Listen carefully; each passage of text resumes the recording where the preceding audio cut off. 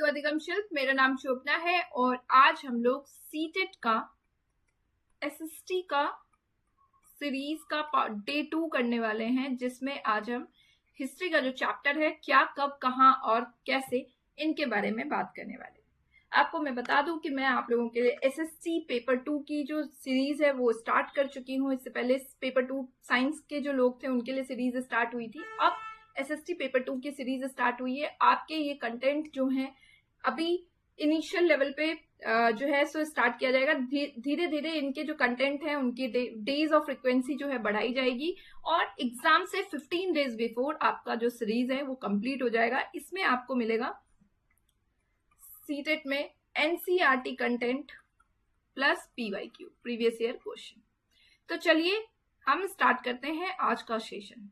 ठीक है, आज हम किस चीज के बारे में जानने वाले हैं? तो आज हम जानने वाले हैं अतीत के बारे में।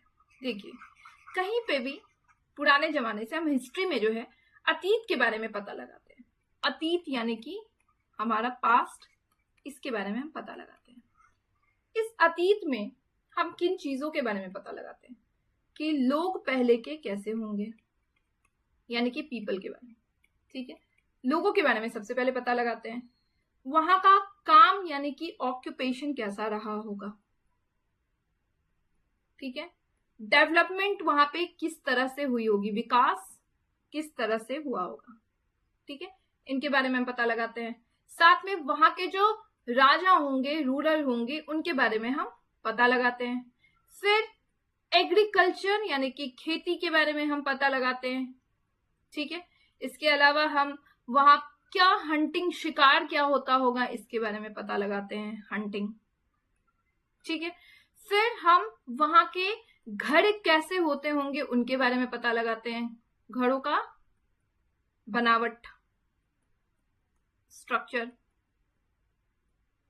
इसके अलावा हम लोगों की लाइफ स्टाइल, जीवन शैली किस तरह से रही होगी, इसके बारे में पता लगाते हैं। तो मतलब कि हम पास्ट के बारे में बहुत सारी चीजें जो है पता लगाते हैं। कुछ चीजों का इंफॉर्मेशन हमको मिल गया है जिसके बारे में हम जो है बुक्स के थ्रू पाते हैं। हमारे जो है कई सारे लोग हिस्टोरियंस हैं जो उन्होंने पता लगाया है और वो बुक्स में हमें कुछ इंफॉर्मेशन आज भी जो है हमें पता नहीं लगी है। तो बेसिकली ये जो चैप्टर है ये है कि जो इंफॉर्मेशन हमको मिली है उसके बारे में हम डिस्कस कर रहे हैं। ठीक है, सबसे पहले हम ये जानेंगे कि लोग जो है कहाँ रहते थे। ठीक है, बेसिकली इस चैप्टर में हम अतीत का जो भी हमको पता लगा है, हिस्टोरियंस जो इतिहासकार हैं उनसे जिस तरह से पता लगा, उन्होंने किस तरह से पता लगाया, क्या पता लगाया, हम उसके बारे में डिस्कस करने वाले हैं। और ये आपके एग्जाम्स में क्वेश्चंस आते हैं और मैं जो मेन पॉइंट्स है उनको ज्यादा कवर करने की कोशिश करूंगी सो दैट कि आपका जो रिवीजन है एनसीईआरटी का वो होता रहे। चलिए, लोग कहाँ रहते थे? तो ऐसा माना जाता है कि लाखों वर्ष पहले लोग जो है नर्मदा नदी के तट पे रहते थे। अब नर्मदा नदी के बारे में एक बार देख लेते हैं। नर्मदा नदी कहाँ है? ये रहा हमारा नर्मदा नदी। तो लोग जो है इनके तट पे रहते थे। ठीक है, अब नर्मदा नदी के तट पे लोग रहते थे। ठीक है,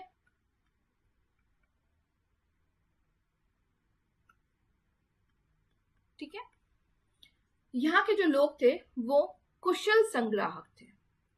कुशल संग्राहक का मतलब क्या हो गया? Skilled gatherers. बाइलिंगुअल लैंग्वेज की कोशिश कर रही हूँ कि दोनों, जो लोग हिंदी मीडियम वाले हैं उन्हें भी प्रॉब्लम्स ना हो और जो इंग्लिश मीडियम वाले हैं उन्हें भी प्रॉब्लम ना हो। इसका मतलब क्या हुआ कि इन्हें जंगलों के बारे में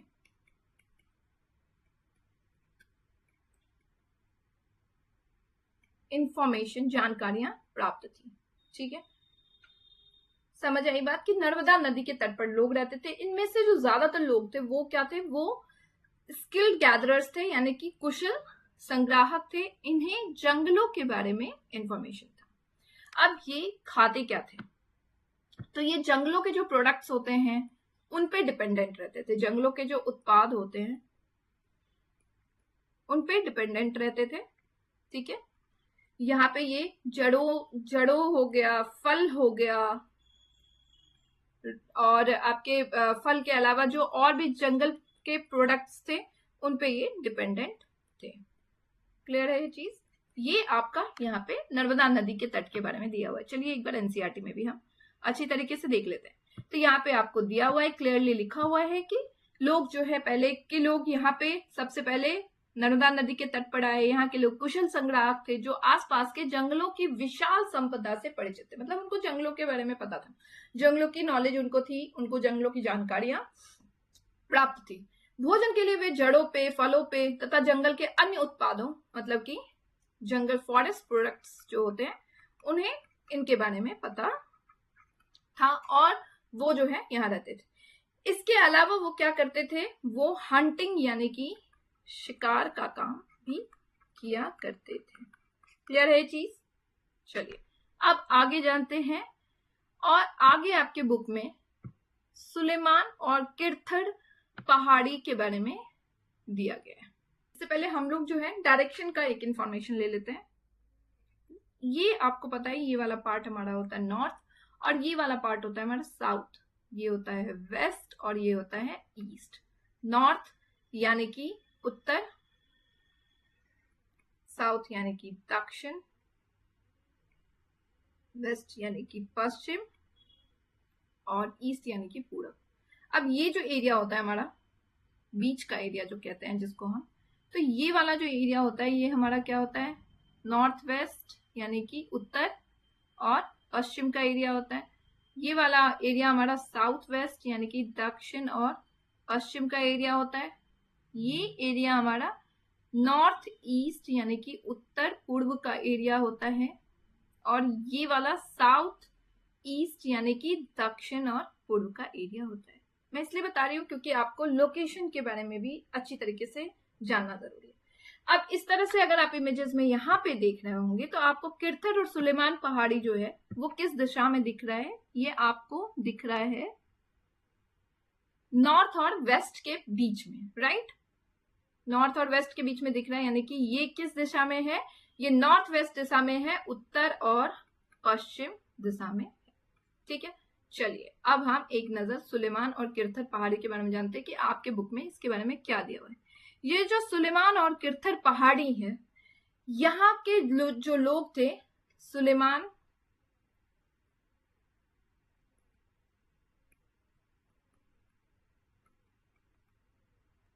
हिल्स के जो लोग थे, इन्होंने सबसे पहले एग्रीकल्चर यानी कि खेती का काम किया है। खेती का काम यहाँ पे सबसे पहले यहाँ के जो लोग थे, चाहे वो महिला हो या पुरुष हो, इन्होंने सबसे पहले खेती का काम किया। और बहुत इंपॉर्टेंट, कौन सा जो है खेती किया था, कौन सा क्रॉप्स इन्होंने ग्रो किया था, तो यहाँ पे इन्होंने ग्रो किया था सबसे पहले वीट और बार्ले, वीट एंड बार्ले, गेहूं एवं जौ। ठीक है, यहाँ के लोगों ने सबसे पहले क्या किया, वीट और बार्ले जो है उसको इन्होंने यहाँ पे सबसे पहले ग्रो किया। यहाँ पे आपके बुक में क्लियरली दिया हुआ है कि सुलेमान और किरथड़ पहाड़ी के जो लोग थे, ऐसा माना जाता है कि लगभग 8000 वर्ष पहले यहाँ के जो लोग थे सबसे पहले उन्होंने गेहूं तथा जौ की खेती करी। ठीक है, खेती आरंभ करी। अब इसके अलावा वो जो है एनिमल्स को भी जो है पालते थे। कौन कौन से एनिमल, भेड़ हो गया, बकरी हो गए, गाय बैल, ऐसे जो पशु थे, एनिमल्स थे, उनको भी वो यहाँ पे पाला करते थे। ठीक है, ये लोग रहते कहाँ थे, गांव में रहते थे। ठीक है, अब है हमारा उत्तर पूर्व और मध्य भारत के बारे में। विंध्य पहाड़ी, विंध्य पहाड़ी के बारे में आपको जो है पता करना है। ये रहा हमारा, इमेज में आपको दिख रहा होगा, मैं इसलिए पहले से ही मार्क की हुई हूँ। ये रहा आपका विंध्य पहाड़ी। ठीक है, क्लियर है? विंध्य पहाड़ी के जो लोग थे, यहाँ भी कृषि का विकास हुआ। और यहाँ पे क्या हुआ, विंध्य पहाड़ी के जो लोग थे, इन्होंने सबसे पहले चावल यानी कि राइस को ग्रो किया। क्लियर है? यानी कि किरथड़ और सुलेमान पहाड़ी के जो लोग थे, मैं शॉर्ट फॉर्म में लिखती हूँ, किरथड़ और सुलेमान यहाँ के जो लोग थे, इन्होंने गेहूं और जौ को का उत्पादन किया था, मतलब इनको ग्रो किया था, वीट एंड बार्ले को। और यहाँ पे इंपॉर्टेंट पॉइंट है ये। और यहाँ पे जो उत्तर पूर्व में आपका जो गारो तथा मध्य भारत में जो विंध्य पहाड़ी है, यानी कि गारो हो गया यहाँ पे, ये गारो पहाड़ी और विंध्य पहाड़ी है, यहाँ के जो लोग थे इन्होंने सबसे पहले जो है क्या किया था, चावल उपजाया था यहाँ पे। ठीक है, क्लियर है ये चीज। चलिए अब आगे मूव करते हैं। अब सिंधु और उनकी सहायक नदियों का पता लगाते हैं, यानी इंडस रिवर और उनके ट्रिब्यूटरीज। ट्रिब्यूटरीज के बारे में पता है, जो रिवर होती है, जो मेन रिवर होती है, उनसे क्या होता है, बहुत सारे जो हैं रिवर्स आपके जो हैं सहायक नदियां निकलती है। तो ये जो नदियां होती है ये कहलाती हैं सहायक नदियां, ट्रिब्यूटरीज।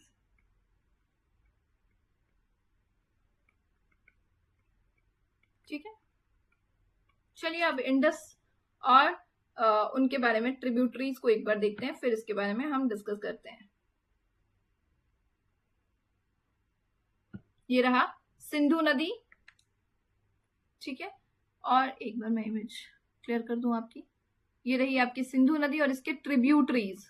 ट्रिब्यूटरीज आप देख पा रहे होंगे, ये रहा कुछ इस तरह से इनकी ट्रिब्यूटरीज, सहायक नदियां निकल रही हैं। ठीक है, इस एरिया से ये एक निकला है, फिर इधर है, इधर है, इधर है, तो ये सारे ट्रिब्यूटरीज कहलाते हैं। अब यहाँ पे जो है इनके बारे में क्या बताया गया है, यहाँ पे बताया गया है कि इंडस रिवर के जो लोग थे, ऐसा माना जाता है कि कुछ लोग जो थे, मतलब 4700 ईयर्स अगो पहले यहाँ पे लोग जो थे इस नदी के किनारे आकर के बस गए।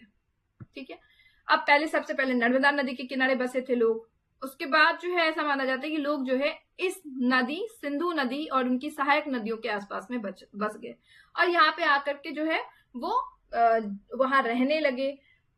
ठीक है, ऐसा नदियों के किनारे रहना इन लोगों, जो यहाँ के लोग थे, उनके लिए ज्यादा आसान इसलिए हुआ करता था क्योंकि नदी के किनारे रहने से उनको जो है बहुत सारे फैसिलिटीज मिलते थे, सहायता मिलता था। एग्रीकल्चर, जैसे कि खेती का विकास हो गया था, तो खेती में आपको पता ही है कि पानी का बहुत ज्यादा जो है काम होता है, तो नदी के किनारे रहने से बहुत फायदा हुआ करता था और ये इनको पता लग गया था, इसलिए लोग नदी के किनारे ज्यादा रह रहे थे।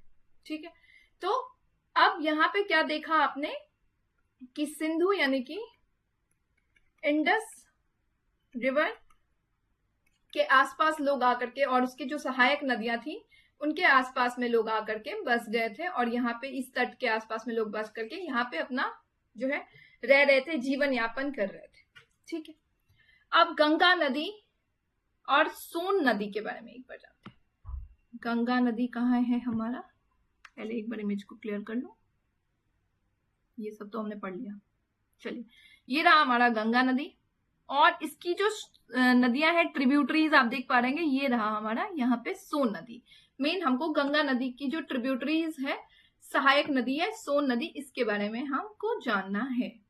ठीक है, कह रहे गंगा के दक्षिण में नदियों के आसपास का जो क्षेत्र था, मगध के बारे में बहुत ज्यादा हमारा इतिहास जो है मगध को बहुत ज्यादा डिस्कस करता है। काफी बड़ा साम्राज्य था यहाँ पे, बहुत शक्तिशाली लोग यहाँ पे थे, शासक जो रूलर थे, यहाँ के शासक थे, वो बहुत ही ज्यादा शक्तिशाली थे और एक विशाल राज्य यहाँ पे स्थापित किया गया था, बहुत बड़ा जो है किंगडम यहाँ पे स्थापित किया गया था। ठीक है, ये कहाँ पे था, तो गंगा के दक्षिण में। ठीक है, दक्षिण के आसपास में ये जो है आपका मगध यहाँ पे था। इमेजेस में दिखा देती हूँ मैं आपको, कुछ इस लोकेशन पे आपका था। ठीक है, यहाँ पे अब यहाँ के जो पता ही है, मगध जो है, मगध के बारे में खासियत क्या है कि मगध जो है कहाँ पे स्थित है, आज के डेट में बिहार में स्थित है। ठीक है, बिहार में ये स्थित है और यहाँ पे बहुत ज्यादा मगध जो है वो इतिहास में बहुत ज्यादा फेमस जगह रहा है क्योंकि यहाँ के राजा जो थे वो बहुत, शासक जो थे बहुत शक्तिशाली थे, विशाल राज्य यानी कि बहुत बड़ा लार्ज किंगडम यहाँ पे हुआ करता था। ठीक है, इसके बारे में आगे हम डिस्कस करेंगे ही करेंगे। और कई और जगह से जो लोग थे यहाँ पे, कई अन्य हिस्सों से ऐसे राज्यों की स्थापना की गई थी। ठीक है, लोग जो थे ना हमेशा एक जगह से दूसरे जगह यात्रा किया करते थे।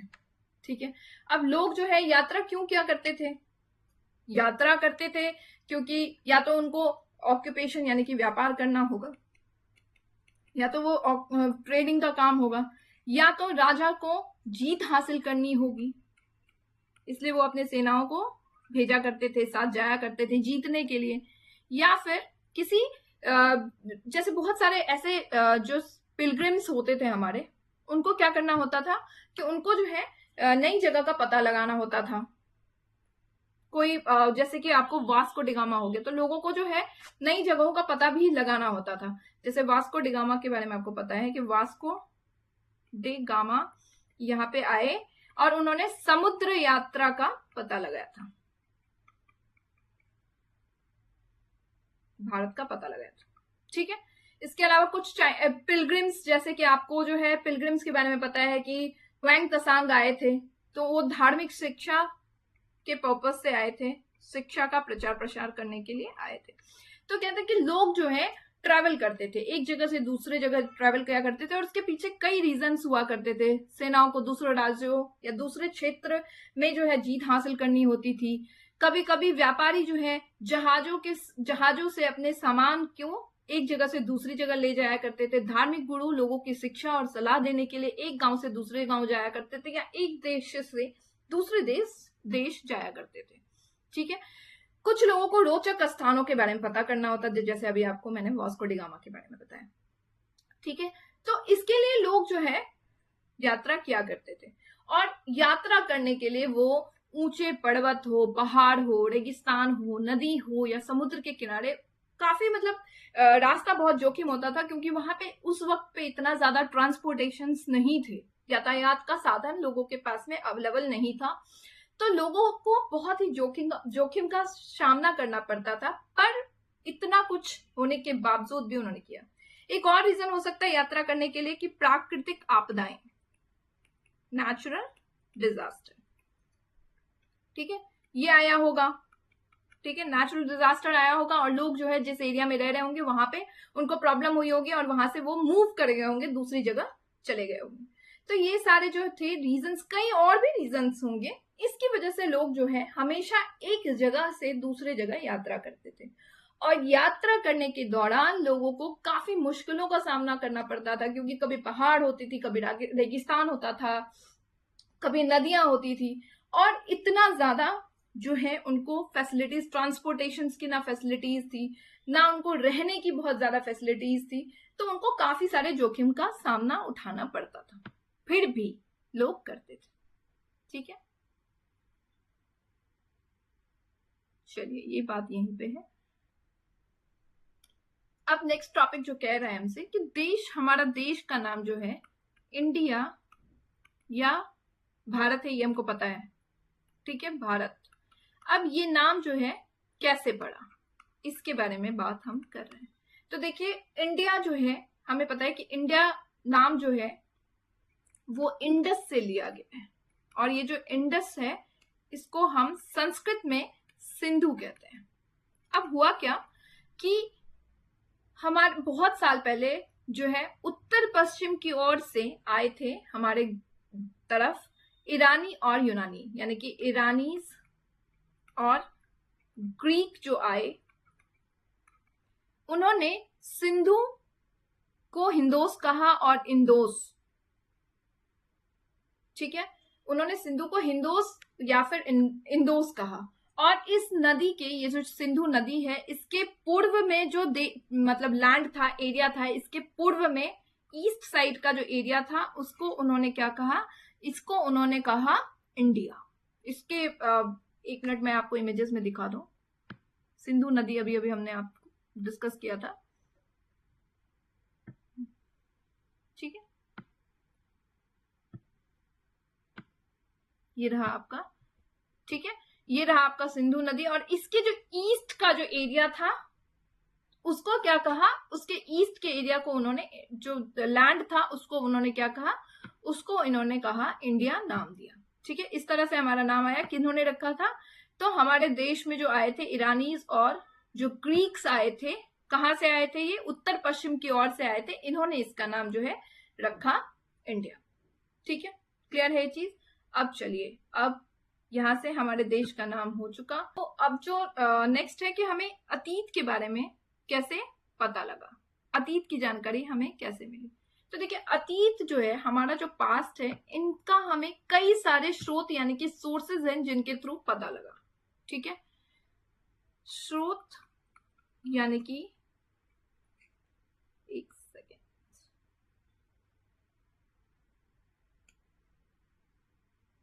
स्रोत यानी कि सोर्सेस हमारे अतीत का क्या क्या है? सोर्सेस यानी कि स्रोत हमारे अतीत का।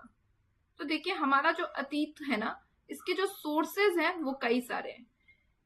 एक आपका हो गया हमें मैन्यूस्क्रिप्ट्स, जिसे हम हिंदी में पांडुलिपि कहते हैं, इनसे पता लगा। ठीक है,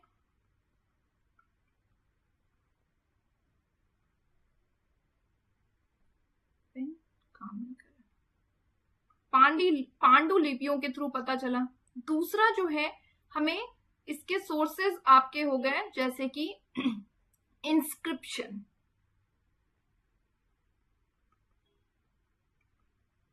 यानी कि अभी लेखों के थ्रू हमको पता लगा। ठीक है, इसके अलावा आर्कियोलॉजी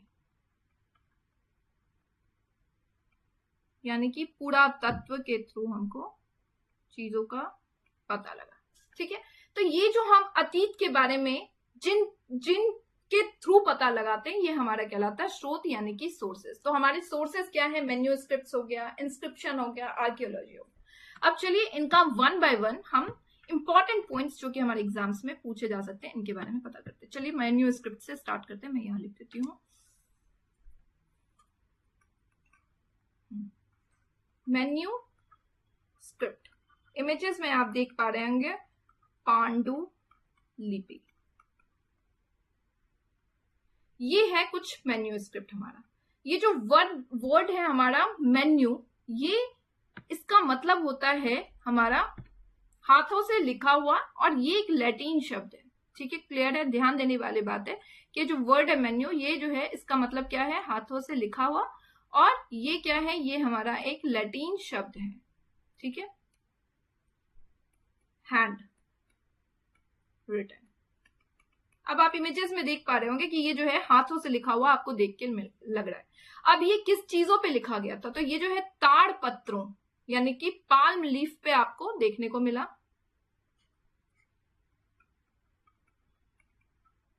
ताड़ पत्रों, इसे हम कहते हैं ताड़ पत्रों, क्योंकि ये क्वेश्चंस में आते हैं। इसके अलावा आपको हिमालय का जो क्षेत्र है, हिमालय एरिया जो है, उसमें भुर्ज नाम का पेड़ है। ठीक है, उस पेड़ के छाल से इसको तैयार किया गया, भुर्ज पेड़ के छाल से। अब ये भुर्ज पेड़ आपको कहाँ मिलता है? हिमालय में। ठीक है, इनसे पता जो है लिखा गया। अब इसमें किस तरह की लैंग्वेज यानी कि भाषा का इस्तेमाल किया गया? तो इसमें संस्कृत भाषा का इस्तेमाल किया गया, साथ में तमिल और प्राकृत भाषा का इस्तेमाल किया गया। सबसे ज्यादा जो मिला वो संस्कृत मिला, फिर तमिल और प्राकृत। ऐसा माना जाता है कि इस टाइम के जो लोग थे वो ज्यादातर प्राकृत भाषा का इस्तेमाल करते थे। ठीक है, ये चीज आपके बुक में लिखा हुआ है, नोट डाउन में करवा देती हूँ। अगर आप नोट्स बना रहे हैं तो इस पॉइंट्स को जरूर ही नोट में लिख लें। ठीक है, यहाँ पे है संस्कृत में ज्यादातर आपको दिखा। ठीक है, जबकि अन्य प्राकृत और तमिल भी है। ठीक है, प्राकृत भाषा का प्रयोग जो है लोग ज्यादातर किया करते थे। ठीक है, अब ये जो पांडुलिपि है, इनमें किन चीजों का वर्णन था, किन चीजों के बारे में जो है बताया गया था? तो इनमें जो है राजा रानियों के बारे में बताया गया था, राजाओं के जीवन के बारे में बताया गया था, धार्मिक मान्यताओं और व्यवहारों के बारे में बताया गया था। मतलब धर्म के बारे में क्या मानते थे, धर्म के प्रति इनका व्यवहार कैसा था, दूसरे धर्म के लिए इनका क्या सोचना था, किस तरह के धर्म को ये लोग ज्यादा उस समय में प्रायोरिटी दे रहे थे, औषधियों यानी दवाइयों के बारे में पता था, विज्ञान के बारे में यहाँ पे जो है इन सबसे हमें नॉलेज मिली है। साथ ही साथ कवियों के बारे में, कविताएं जो है किस तरह की लिखी हुई थी, नाटक के बारे में, इन सारी चीजों का यहाँ पे डिटेल मिला। लेकिन मैन्यूस्क्रिप्ट्स को जो है, सारे मैन्यूस्क्रिप्ट्स हम जो है पढ़ नहीं पाए। क्योंकि जो हिस्टोरियंस थे उन्होंने देखा, ऐसा नोटिस किया कि कुछ मैन्यूस्क्रिप्ट्स जो थे उस टाइम में कीड़ों ने खा लिया, क्योंकि वो हाथों से बना हुआ था, पत्तों पे जो है पत्तों पे, ताड़ पत्रों पे या भुर्ज पेड़ की छाल से बनाया गया था, तो उसको जो है इंसेक्ट्स ने खा लिया था। कुछ पांडुलिपियों के साथ क्या हुआ कि जो दूसरे देश के शासक आए या फिर दूसरे राज्य के शासक आए, उन्होंने जान करके इंटेंशनली उन ताड़पत्रों को उस पांडुलिपियों को, मैन्यूस्क्रिप्ट्स को उन्होंने जान करके हटा दिया, खत्म कर दिया। ठीक है, ये चीजें मेन इसमें है कि कहाँ किस पेड़ के थ्रू मिला, हो सकता है आपको बताया जाए, पूछा जाए भुर्ज पेड़ जो है वो कहाँ मिलता है, तो हिमालय में मिलता है।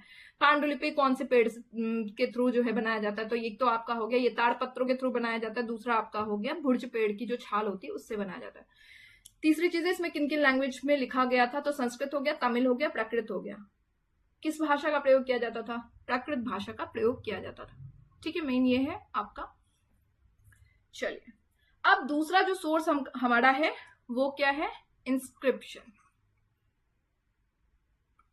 इंस्क्रिप्शन यानी कि अभिलेख। अभिलेख जो है ना, ये हमको कहां पे मिला है?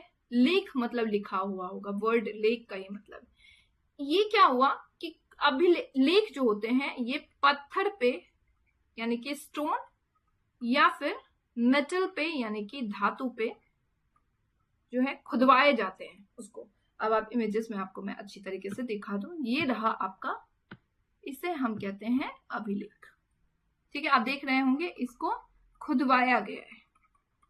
इंस्क्रिप्शन यानी कि अभिलेख कुछ इस तरह से यहाँ पे है। ठीक है, ये किस चीज पे? कोई कठोर सतह जो हार्ड सरफेस होता है ना उन पे, जैसे कि आपका स्टोन हो गया या फिर मेटल हो गया। स्टोन मतलब कि पत्थर हो गए, धातु हो गया मेटल, तो इन पे ये जो है खुदवाया गया है। अब इसमें जो है क्यों खुदवाया गया? ये ज्यादातर मंदिर, जो पब्लिक प्लेसेस होते थे जहां पे लोग जो है ज्यादा आया जाया करते थे, उन जगहों पे लिखा गया है। अभी भी आप बहुत सारे मॉन्यूमेंट्स में जाएंगे ना तो आपको वहां पे देखने को मिल जाएगा। इनफैक्ट कई मंदिर होते हैं, वहां पे भी आपको पुराने टाइम का जो मंदिर होगा उनमें भी आपको इस तरह की कुछ चीजें देखने को मिल जाती है।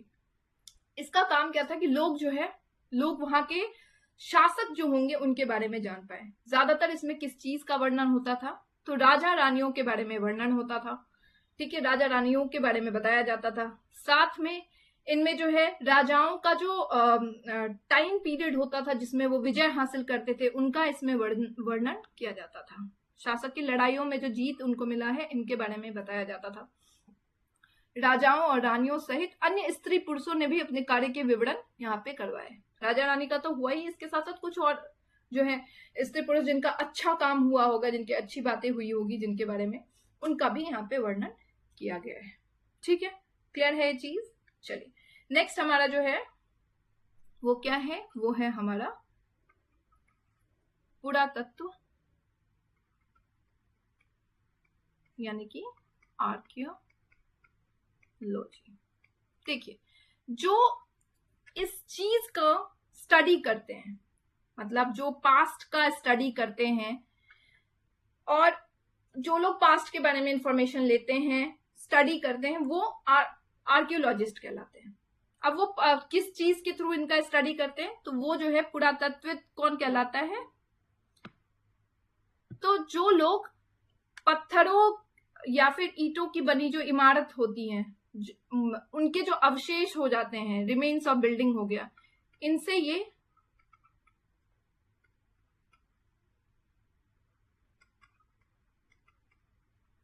ये पता लगाते हैं। इसके अलावा ये क्या करते हैं? तो ये जो है स्टोन, पत्थर हो गए, उनका जो मिला होगा, उन पे जो इंस्क्रिप्शंस हुए उनसे वो पता लगाए होंगे। चित्रों तथा मूर्तियों जो उनको मिला होगा, उनको उन्होंने देखा होगा, उसके थ्रू उन्होंने पता लगाया होगा। साथ ही साथ उन्होंने औजार हो गया, हथियार हो गए, बर्तन हो गए, या किसी महिलाओं के, पुरुषों के आभूषण हो गए, गहने हो गए, सिक्के हो गए, इन सबको उन्होंने जो है उन सबको पढ़ा, स्टडी किया डीपली। कुछ इस तरह से, ये देखिए, ये आपके इमेजेस में दिख रहा है, तो इन चित्रों को उन्होंने देखा इस तरह से। यहाँ पे कौन सा जो है पेंटिंग किया गया, इन सब चीज, मतलब हर एक चीज का डिटेल इन्होंने करा। कभी कभी जरूरत पड़ी तो इन्होंने जो है खुदाई भी करी छानबीन के लिए। ठीक है, पक्की मिट्टी हो गई, धातु की बनी हो गई, चाहे पत्थर के है, तो सबको उन्होंने जो है चीजों का पता लगाया। इनफैक्ट जानवर हो गए, चिड़िया या मछलियों की जो हड्डियां हैं, उनको भी ये जो आर्कियोलॉजिस्ट होते हैं उनको भी ये डीपली ढूंढते हैं, उनके जो रिमेन्स होते हैं उनको ये जो है पता लगाते हैं। अब इनसे इनको पता लगता है कि अतीत के जो लोग होते हैं वो क्या खाते हैं, उनका लाइफ स्टाइल कैसा था, उनकी जीवन शैली के बारे में पता लगा पाते हैं। जो वेजिटेबल्स यानी वनस्पति होते हैं उनके अवशेष तो बहुत मुश्किल से बचते हैं, बट कुछ अन्न या फिर कुछ दाने ऐसे होते हैं, अन्न के दाने ऐसे होते हैं जो जल जाते हैं, तो उनके जले हुए अवशेष जो है उनको मिलते हैं, उनसे भी ये पता लगाते हैं। तो ये सारे जो होते हैं ना, ये अतीत के बारे में जिनसे हमको पता लगता है, चाहे वो मैन्यूस्क्रिप्ट्स हो, पांडुलिपि हो, चाहे वो इंस्क्रिप्शन हो, अभिलेख हो, चाहे वो आर्कियोलॉजी हो, पुरातत्वविद हो, ये सारे जो होते हैं ये सोर्सेस कहलाते हैं, क्योंकि इनके थ्रू हमको जो है पता लगता है।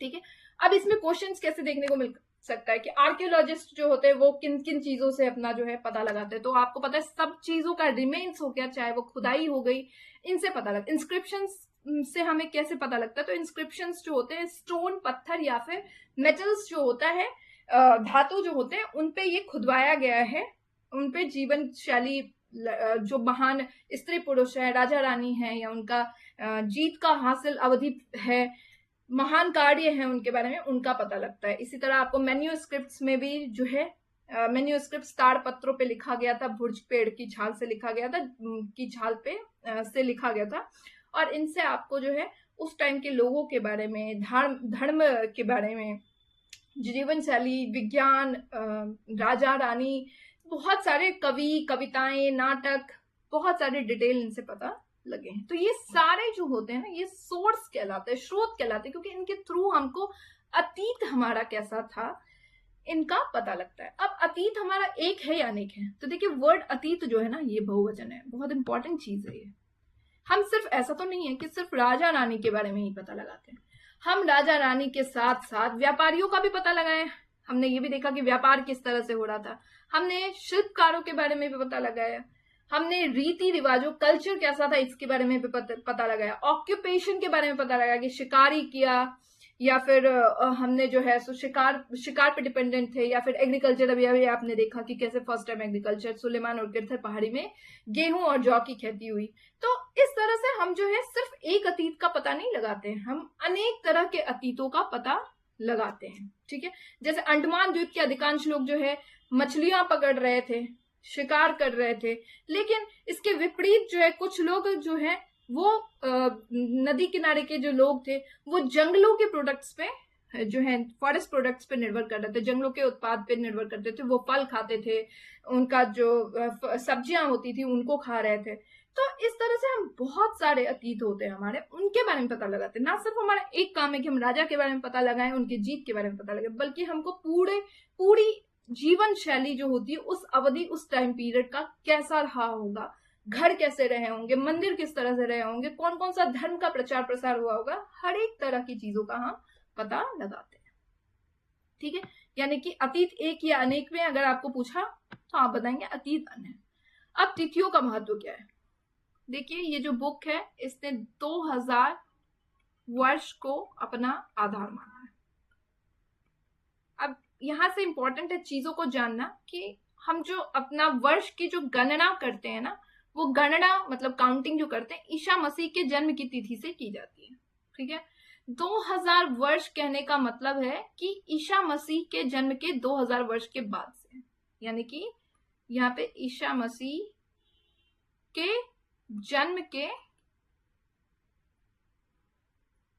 2000 वर्ष बाद से है बाद, और इससे पहले का जो है वो ईशा पूर्व कहलाएगा। इससे पहले जितनी भी तिथियां होंगी ईशा पूर्व कहलाएगी। ठीक है, क्लियर है ये चीज। और हमने इस बुक का आधार कहां से माना है, 2000 को अपना आधार माना हुआ है। ठीक है, अब यहाँ पे अंग्रेजी में कभी कभी आपने देखा होगा बीसी लिखा होता है और हिंदी में ईशा पूर्व लिखा होता है। तो बीसी का मतलब क्या है, बिफोर क्राइस्ट। ठीक है, यानी कि ईसा पूर्व वही चीज है कि ईशा के जन्म से पहले। और एडी लिखा हुआ है, यानी कि यहाँ पे एनोडोमी जो कि लैटिन शब्द से लिखा हुआ है, लैटिन शब्द होता है, इसका तात्पर्य ईसा मसीह के जन्म के वर्ष से है। ठीक है, क्लियर है ये चीज। कभी कभी एडी की जगह आपको सी भी दिखता है, कॉमन एरा। सी का मतलब होता है कॉमन एरा, और बीसी की जगह पे बीसी लिखा रहता है, बिफोर कॉमन एरा, मतलब बिफोर जन्म से पहले की बात हो रही है। ठीक है, तो इस तरह के शब्दों का हम यूज करते हैं। हमारा जो अधिकांश जगह पे जो है अनेक देश, विश्व के अधिकांश देश जो है इसी तरह से कैलेंडर का प्रयोग माना है। उन्होंने 2000 को अपना आधार मान करके इस तरह से काम किया हुआ है। ठीक है, कभी कभी अंग्रेजी के बीपी अक्षरों का प्रयोग होता है, जिसका तात्पर्य है बिफोर प्रेजेंट, वर्तमान से पहले। ठीक है, तो ये चीजों को आपको थोड़ा सा पॉइंट है, इसकी जो इंपॉर्टेंट चीजें हैं वो मैंने आपसे डिस्कस कर ली है। और आई जस्ट होप कि वीडियोस आपको अच्छे लगे होंगे। वीडियोस अगर अच्छे लगते हैं तो चैनल को लाइक, शेयर और सब्सक्राइब जरूर करिएगा। मिलते हैं नेक्स्ट सेशन में नेक्स्ट वीडियोस के साथ में, तब तक के लिए bye bye and take care.